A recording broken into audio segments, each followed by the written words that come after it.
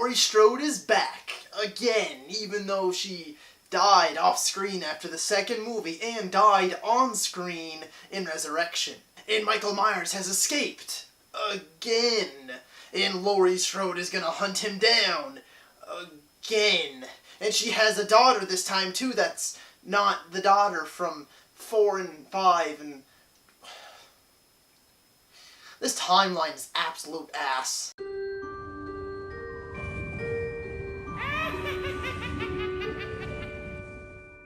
Hello ladies and gentlemen and movie lovers of all kind, and welcome back to another new release review. And for today, we will be covering Halloween 2018. So Halloween 2018 was directed by David Gordon Green, stars Jamie Lee Curtis, Judy Greer, and Andi Matichak. And this time around, the story goes that it is completely wiping away everything that happened after just the original 1978 movie. So nothing has happened since then. It was the end of the first movie. Michael did disappear, but then they caught him, and he's been in this kind of insane asylum since then. 40 years has passed, and of course, like I said, he has escaped once again, except this time, Laurie Strode is a gun-toting badass, and she's looking to hunt him down and put him down for good. And I gotta say guys, it gave me everything that I wanted and even a little more. I absolutely loved this movie. So to kick off the positives is the characters and the actors, I guess, but Laurie Strode and Michael Myers. And Laurie Strode is a gun-toting badass in this movie. She's no longer this scared little teenager who can barely fight for herself. The thing that I really love that they explored with her character is the PTSD that was inflicted upon her after that 1978 night. That's something that's shown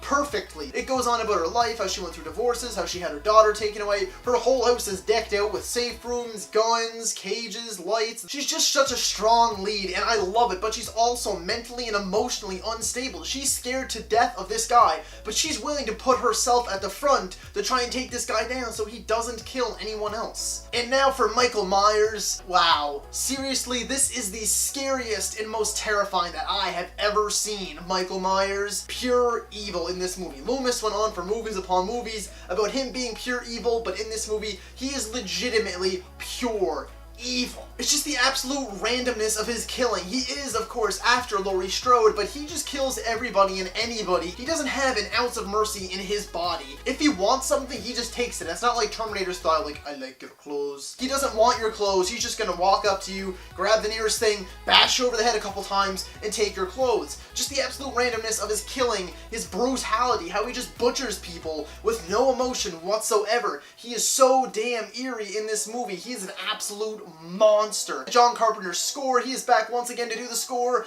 and it is the best compared to the original by far. He even adds this new kind of modern twist where he has kind of like a heavy metal rock almost vibe to some of the scenes, especially with Michael in it, just again to show his brutality and just his overall nature. It is so wonderfully done. It pairs perfectly with the movie. I know I've been saying that about a lot of movies lately, but this one is really something else. John Carpenter's score is what makes Halloween Halloween, and it is no different here. And next is the gore of this movie and just the kills overall, even though a good chunk of the kills, I'd say more than half, actually take place off a screen, or you just kind of see them in like a glimpse in the background or something. But the aftermath. There were no punches pulled in this movie whatsoever.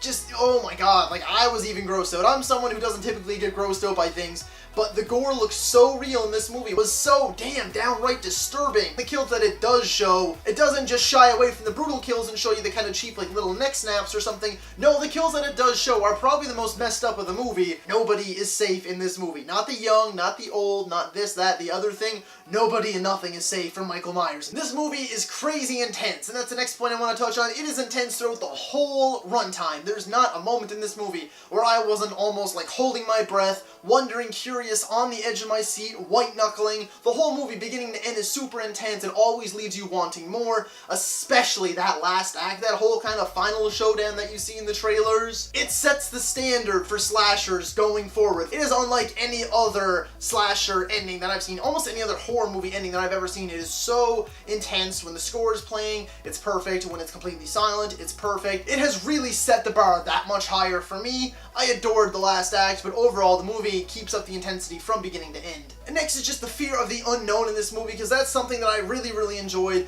Just the fact that you don't know where Michael is a lot of the time. You'll see him kind of in the background, you'll see a shadow, you'll see him really off in the distance, like a blink and you'll miss it moment. That's something that I adore about this movie. Again, it goes with the atmosphere. Michael's peering in the window windows, he's off in the distance, he's creeping up, he's here, he's there, he's everywhere. The fear of the unknown is one of the biggest positives in this movie and one of its biggest strengths. And lastly, it's just the fact that this is the closest to the original that we have ever gotten. It is by far the best Halloween sequel that we have ever gotten, and that's due to the fact that it is most like the original, but with today's technology, the different camera angles, the things that we have learned since 1978, it really does heighten it to a whole new level. The thing the sequels all got wrong, and the reboots, is the fact that they didn't realize that it wasn't the kills. Like, every Halloween movie, as it progressively went along the line, just tried to make the kills more brutal, more in your face, things like the way Friday the 13th and Nightmare on Elm Street was, but that's not what made the original Halloween great. It was the fact that Michael Myers was stalking these people. It was the fact of, like I said, the fear of the unknown, the fact that he could be in your neighborhood right now and you would never know it, that he could pop up at any moment, that he could be looking in your window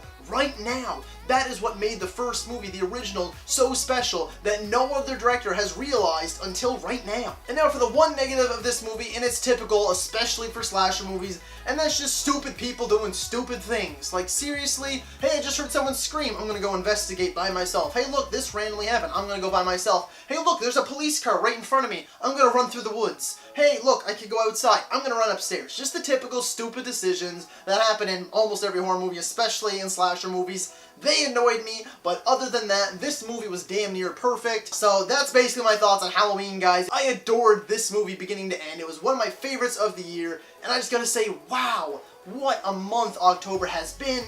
But with all of that finally being said, and me finally being out of breath, I must say that Halloween 2018 is getting a 9 out of 10.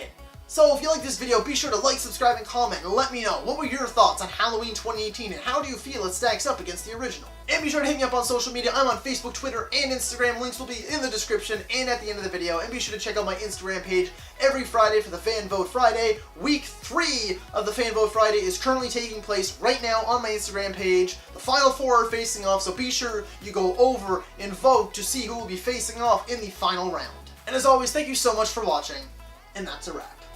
The first thing that this movie would need to be a really good reboot is set it right back in